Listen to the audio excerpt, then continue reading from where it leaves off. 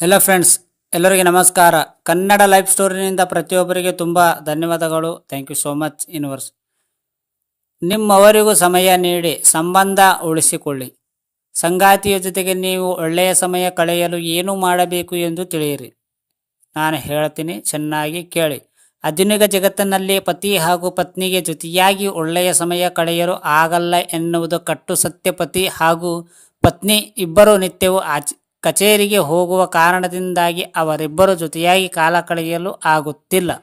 ಯಾಕೆಂದರೆ ಪರಸ್ಪರ ಕಚೇರಿ ಸಮಯ ಭಿನ್ನವಾಗಿರುವುದು ಮಾತ್ರವಲ್ಲದೆ ಮಕ್ಕಳ ಲಾಲನೆ ಪಾಲನೆ ಕಡೆಗೆ ಕೂಡ ಗಮನ ಹರಿಸಬೇಕಾದ ಹಿನ್ನೆಲೆಯಲ್ಲಿ ಈ ಸಮಸ್ಯೆಯು ಆಗುತ್ತಿಲ್ಲತ್ತದೆ.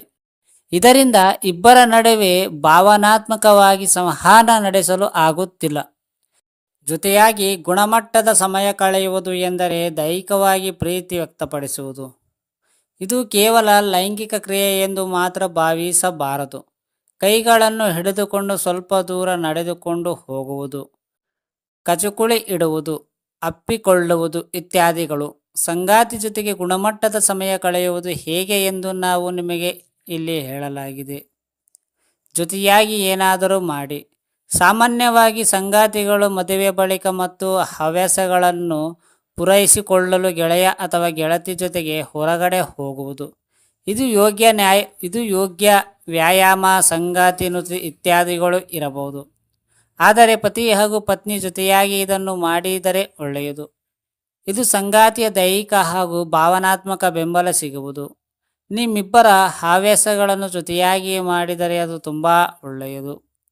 ಮೊಬೈಲ್ ಫೋನ್ ಪಕ್ಕಕ್ಕೆ ಇಡಿ. ಇಂದು ನಾವು ಪ್ರತಿಯೊಂದನ್ನು ಫೋನ್ನ ಮೂಲಕವೇ ಮಾಡುತ್ತೇವೆ. ಮನೆಗೆ ತರಬೇಕಾದ ಸಾಮಾನುಗಳಿಂದ ಹಿಡಿದು ವಿದ್ಯುತ್ ಬಿಲ್ ಪಾವತಿ ತನಕ ಪ್ರತಿಯೊಂದು ಕೂಡ ಫೋನ್ನಲ್ಲೇ ಆಗಿ ಹೋಗುವುದು. ಆದರೆ ಇದು ಸಂಬಂಧಕ್ಕೆ ಎಷ್ಟು ಒಳ್ಳೆಯದು ಎನ್ನುವ ಪ್ರಶ್ನೆಯೂ ಬರುವುದು. ಮೊಬೈಲ್ನಿಂದಾಗಿ ಸಂಬಂಧದಲ್ಲಿ ಬಿರುಕು ಬೀಳುವ ಸಾಧ್ಯತೆ ಹೆಚ್ಚಾಗಿರುವುದು ಎಂದು ಅಧ್ಯಯನಗಳು ಹೇಳಿವೆ. ಜೊತೆಯಾಗಿ ಜಿಮ್ಗೆ ಹೋಗಿ. ಜಿಮ್ನಲ್ಲಿ ಜೊತೆಯಾಗಿ ವ್ಯಾಯಾಮ ಮಾಡಿದರೆ ಆಗ ಇದು ನಿಮ್ಮಿಬ್ಬರಿಗೂ ಒಟ್ಟಿಗೆ ಹೆಚ್ಚಿನ ಸಮಯ ಕಳೆಯಲು ಅವಕಾಶ ನೀಡುವುದು.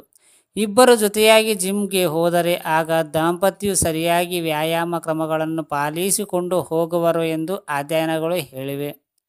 ಜೊತೆಯಾಗಿ ಜಿಮ್ಗೆ ಹೋದ ದಾಂಪತ್ಯವು 95% ತೂಕ ಇಳಿಸಿಕೊಂಡಿರುವವರು ಎಂದು ಅಧ್ಯಯನಗಳು ಹೇಳಿವೆ. ಇದರಿಂದ ನೀವು ಜೊತೆಯಾಗಿ ಜಿಮ್ಗೆ ಸೇರಿ. ಜೊತೆಯಾಗಿ ಅಡುಗೆ ಮಾಡಿ.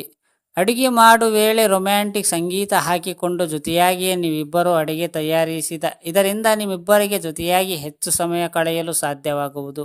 ಜೊತೆಯಾಗಿ ನೀವು ರಾತ್ರಿ ಅಥವಾ ಮಧ್ಯಾಹ್ನದ ಊಟ ತಯಾರಿಸಬಹುದು. ನಿಯಮಿತವಾಗಿ ಡೇಟ್ ನೈಟ್.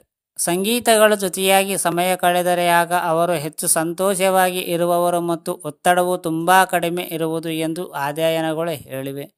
ವಾರದಲ್ಲಿ ಒಂದು ಸಲ ಡೇಟ್ ನೈಟ್ ಸೇರ್ಪಡೆ ಮಾಡಿ ಎಂದು ಅಧ್ಯಯನಗಳು ಹೇಳಿವೆ. ಇದರಿಂದ ಡೈವರ್ಸ್ ಅವಕಾಶ ಕಡಿಮೆ ಆಗುವುದು, ಲೈಂಗಿಕ ಜೀವನದ ಸುಧಾರಣೆಗೆ ಆಗುವುದು ಮತ್ತು ಆರೋಗ್ಯಕರಿ ಸಂವಹನಕ್ಕೆ ಇದು ಸಹಕಾರಿ. ಮೊಲಕ್ಕೆ 3 ಕಾಲು ಎಂದು ವಾದಿಸಬೇಡ. ಎಷ್ಟೇ ಒಳ್ಳೆಯ ಸಂಬಂಧವನ್ನು ಕೂಡ ಸಂವಹನವು ಹಾಳು ಮಾಡುವುದು. ಸಂಗಾತಿ ಮಾತನ್ನು ಸರಿಯಾಗಿ ಆಲಿಸಿ ಮತ್ತು ಅವರ ಅಭಿಪ್ರಾಯವನ್ನು ಪಡೆಯಿರಿ. ಇದರಿಂದ ಸಂಗಾತಿಯು ತನ್ನ ಅಭಿಪ್ರಾಯವು ಹಾಗೂ ಭಾವನೆಗಳನ್ನು ಹಂಚಿಕೊಳ್ಳಲು ಸಾಧ್ಯವಾಗುವುದು. ಒಬ್ಬರ ಮೇಲೆ ಒಬ್ಬರು ಗೂಬೆ ಕೂರಿಸುವ ಕೆಲಸ ಮಾಡಿ.